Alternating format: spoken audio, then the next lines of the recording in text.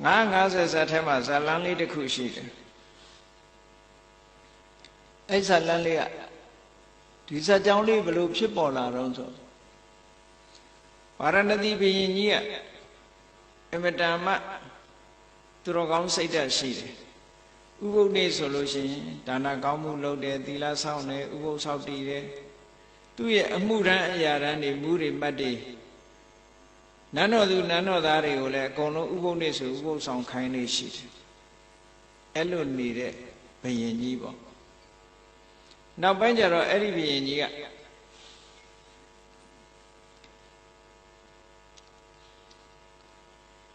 ထိနန်းကိုစွန့်ပြီးတော့သူကတောထွက်ပြီးရသေးဝတ်သွားတယ်ရသေးဝတ်သွားပြီးခင်းကမြစ်ရဲ့အောက်ပိုင်းမှာသင်္ကန်းကျောင်းလေးဆောက်ပြီးတော့ခင်းကမြစ်ကမ်းဘေးမှာရသေးကျောင်းလေးဆောက်ပြီးတော့အဲ့ဒီမှာနေတယ်ဇံပိန်ညင်နဲ့တနေ့ကျတော့ခင်းကမြစ်ထဲမှာ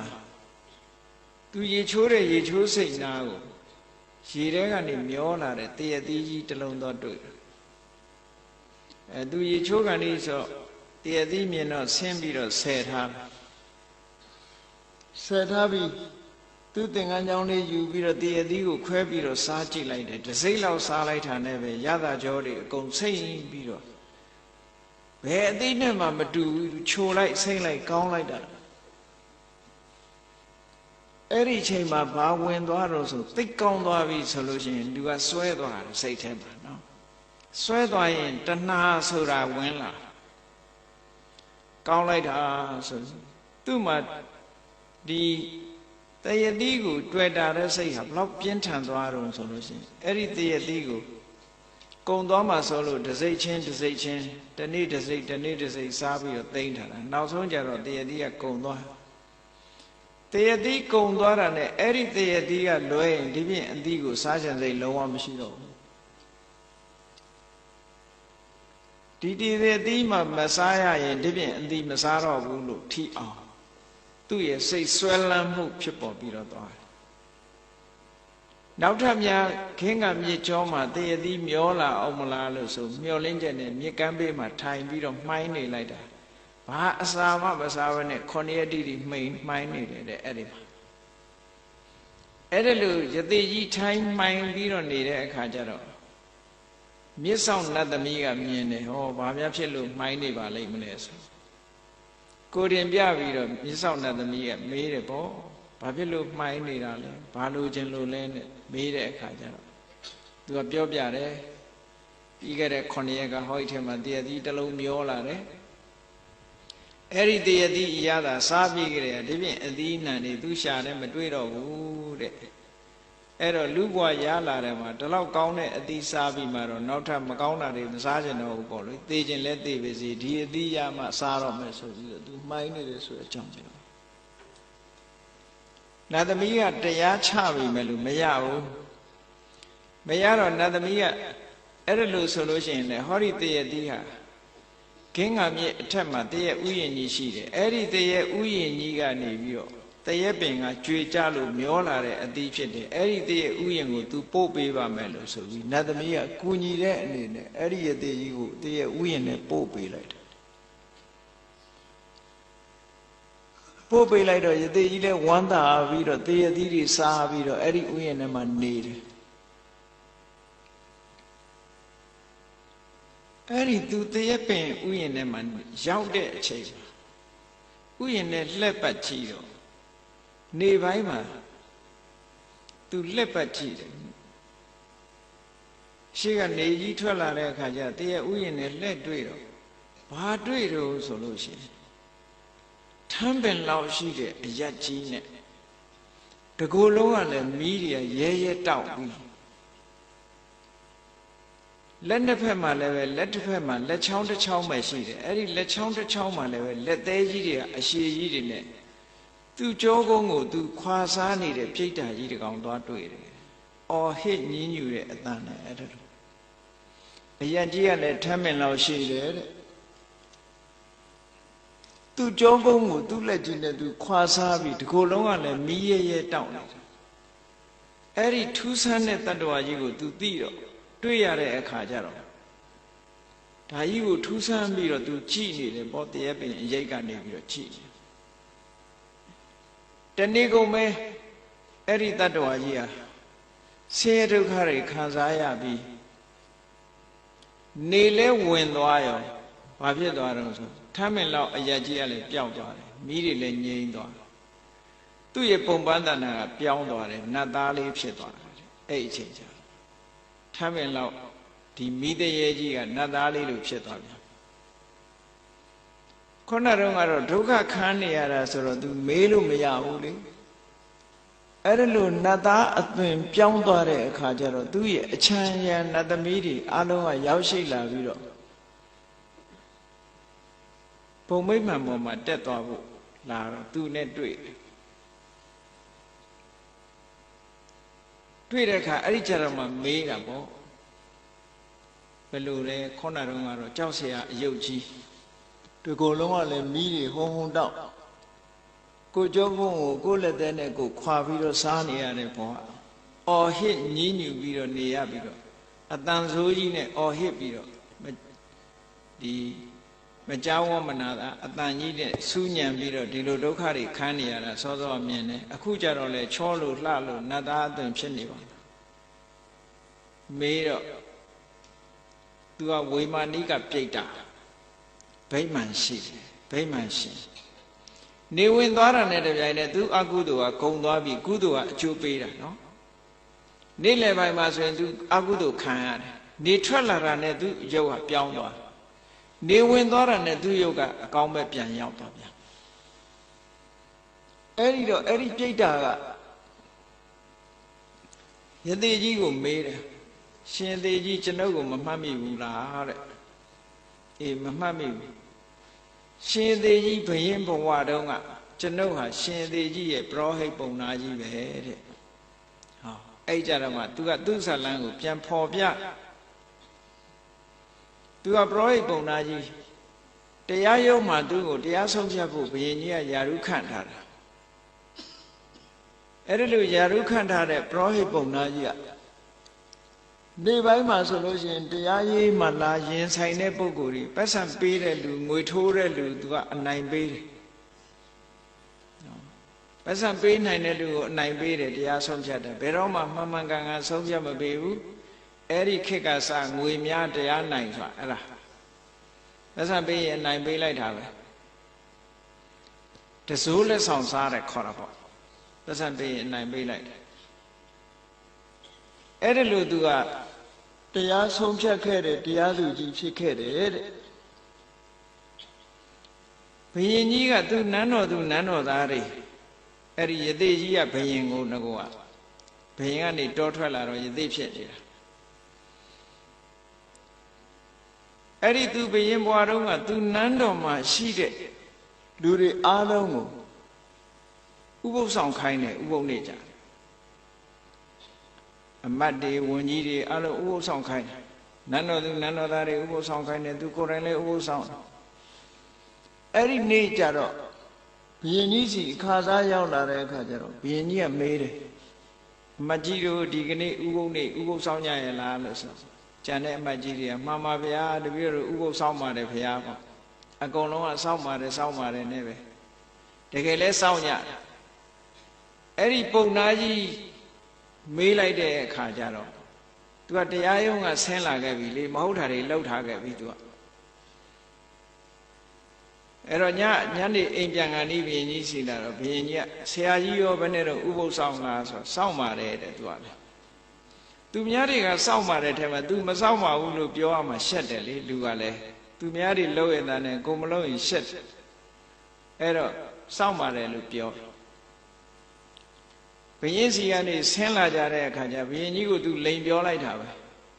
ဆင်းလာတဲ့အခါကျတော့ဘေးကအမတ်ကြီးတွေကဘယ်နဲ့လဲဆရာကြီးဥပုသ်လည်းမယူဘဲနဲ့ဘယ်နဲ့ကြောင့်ဥပုသ်ဆောင်တယ်လို့ပြောခဲ့တာတုံးဆိုတော့သူကဘာပြောတော့ဆို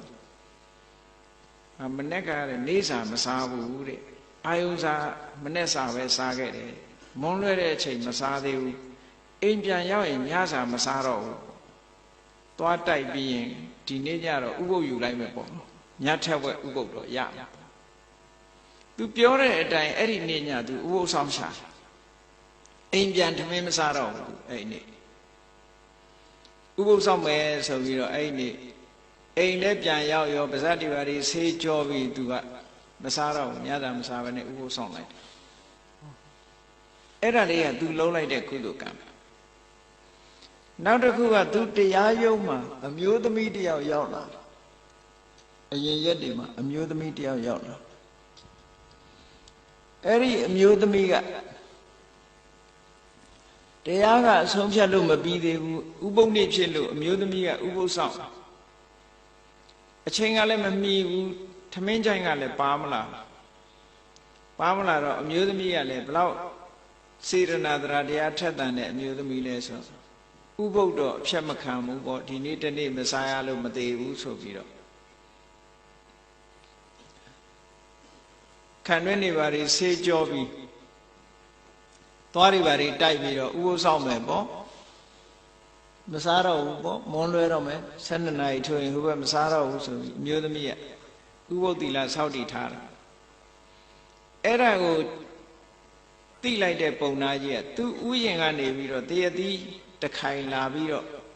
ဥယျင်မှုကလာပေးအဲ့ဒီတရတိခိုင်တဲ့ကတရတိကိုအဲ့ဒီအမျိုးသမီးကိုပေးလိုက်တယ်တဲ့ဟောဒီတရတိလေးစားပြီးတော့အိမ်ပြန်မမှီဘူးဆိုရင်တရတိလေးစားပြီးဥပုသ်ဆောင်လိုက်ပါပေါ့ဟောဒါနကောင်းမှုလေးသူလုပ်လိုက်တယ်ဘုရင်ကြီးပြောထားတဲ့အတိုင်းညထက်ဝက်ကလေးညနေချမ်းအိမ်ပြန်တဲ့အခါမှာဥပုသ်လေးဆောက်တည်လိုက်ပြီးတော့ဥပုသ်ဆောင်လိုက်တယ်အဲ့ဒါသူလုပ်တဲ့ကုသိုလ်ပဲသူလုပ်ခဲ့တဲ့အကုသိုလ်တွေကဘာလို့ဆိုရင်နေ့ခါမှာတရားရုံးထိုင်ပြီးတော့မတရားတဲ့အမှုတွေကိုဆုံးဖြတ်တယ်တဲ့တစိုးလက်ဆောင်စားပြီးတော့ဆုံးဖြတ်တယ်တသက်တာလုံးသူဒီလှုပ်သွားတာတနေ့ကျတော့ကံကုံတော့သိဆုံးသွားတဲ့အခါကျတော့သူဘယ်သွားဖြစ်တုံးဆိုတရတိကိုဥပုသ်တဲ့အမျိုးသမီးကိုတရတိလှူခဲ့သည့်အတွက်ကြောင့်ဟောဒီတရဥယျင်ကြီးထဲမှာသူလာပြီးတော့ပြိတ္တာလာဖြစ်တယ်ဒါတရတိလှူခဲ့တဲ့ကုသိုလ်ကြောင့်ဟောဒီတရဥယျင်ကြီးကသူပိုင်တဲ့တရဥယျင်ကြီးဖြစ်လာညဥပုသ်ဆောင်ခဲ့သည့်အတွက်ကြောင့်ညကြတဲ့အခါကျတော့သူကနတ်သားအသွင်နဲ့နတ်စည်းစိမ်ကိုခံစားရတယ်ဘုံမိမ့်မှန်ကြီးနဲ့တညာလုံးနေ့အခါမှာတစိုးလက်ဆောင်စားပြီးတရားဆုံးဖြတ်သည့်အတွက်ကြောင့်နေထွက်လာတာနဲ့တပြိုင်နက်ဗိမာန်ပေါ်မှာမနေနိုင်ဘူးဗိမာန်ပေါ်ကဆင်းလာတယ်ဆင်းလေလာလိုက်ရောသူ့ရုပ်ကြီးကထမင်းကြီးလောက်ဖြစ်သွားရုပ်ကြီးကပြောင်းသွားပြီးတော့ခန္ဓာကိုယ်ကမီးဟုံဟုံတောက်လက်ထဲမှာလည်းပဲလက်သေးကြီးတွေကအရှည်ကြီးတွေဖြစ်လာတယ်အဲ့ဒါနဲ့သူကြောရုံကုန်းသူထိုးခွာပြီးတော့စားနေရတယ်တနေကုန်အော်ဟစ်ရတယ်မနဲ့မိုးလင်းတဲ့ချိန်ကနေစပြီးနေထွက်တဲ့ချိန်ကစပြီးနေဝင်ထိအောင်ဒုက္ခခံကုသိုလ်နဲ့အကုသိုလ်ကိုရောလှုပ်ထားခဲ့သည့်အတွက်ကြောင့်အဲ့ဒီပြိတ္တာဟာအဲ့ဒီဒုက္ခကိုခံရတယ်ဆိုတာကိုယတိကြီးကိုသူပြောပြတယ်ယတိကြီးဟာတခြားမဟုတ်ဘူးသူတို့ရဲ့ဘုရင်မင်းတရားကြီးပဲအဲ့ဒီယတိကြီးကိုပြောပြတဲ့အခါကျတော့ယတိကြီးကလည်းငါလဲတရတိစားလို့တဲ့တဏှာအလိုလိုက်ပြီးတော့ငါအခုဒီရောက်နေတယ်ဒီတဏှာကတိုးပွားလာလို့ရှိရင်ငါ့ကိုအပင်ငယ်ချမှာပဲလို့ဆိုပြီးတော့တဏှာရဲ့အလိုကိုငါမလိုက်တော့ဘူးလို့စိတ်ဆုံးဖြတ်တယ်ပြိတ္တာကြီးကသူ့ရဲ့ပရောဟိတ်ပုံနာကြီးဆိုတော့အရှင်မင်းကြီးအရှင်ယတိကြီးဒီမှာပဲသတင်းသုံးမှာသူကတရတိနဲ့လှူဒန်းထောက်ပံ့မှာမယ်ဆိုမနေတော့ဘူးတဲ့ငါပြန်တော့မယ်ငါနေရငါပြန်တော့မယ်ဒီမှာဆက်မနေကြတော့ဘူး